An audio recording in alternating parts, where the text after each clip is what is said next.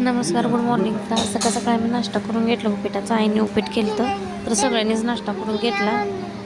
त्यानंतर म्हणलं खोबऱ्याची वडण करून घ्यायची. खोबरं किसून घेतलं, थोडंसं तूप टाकून घेऊन आधी मी खोबरं थोडंसं भाजून घेतलं, कारण त्यात जरा पाणी आकसून जातं आहे.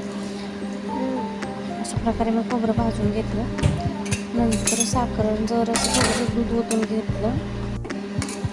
दूध ओतून घेऊन नंतर हे खोबरं मिक्स करून घेतलं. पुढं दाखवतेच. तर ह्या प्रकारे खोबरं भाजून घेतलेलं. नंतर थोडंसं दूध घातलं आणि साखर, नंतर त्यात खोबरं ओतून घेतलं किसलेलं.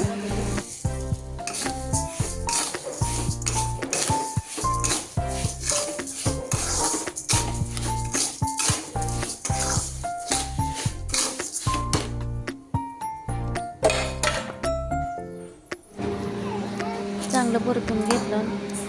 त्यानंतर तोपर्यंत मी ताटाला एका तूप लावून घेतलं, तर तो वडी करून घ्यायची म्हणून. त्या प्रकारे झालं होतं शिजून खोबरं. तर वडीसाठी मी ती ताटात काढून घेते.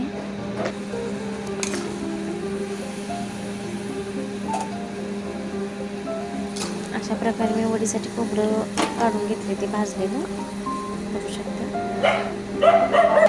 नवीन असेल तर चॅनल सबस्क्राईब, लाईक, कमेंट करा.